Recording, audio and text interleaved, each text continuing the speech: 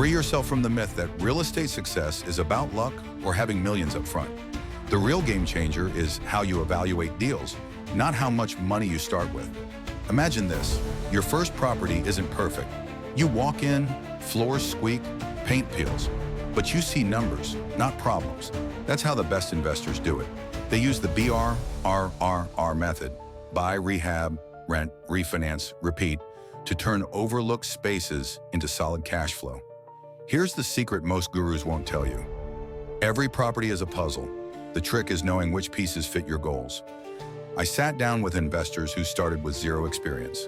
One even lived in his first rental. Their tip, master cash flow calculations. If the rent minus expenses leaves you with profit, you're a step closer to freedom, not just ownership. Want to expand your portfolio? Don't chase shiny objects. Analyze market trends, find undervalued neighborhoods, and move fast. One investor told me how he doubled his portfolio by focusing on areas others ignored, following the data, not the noise. Property management can make or break you.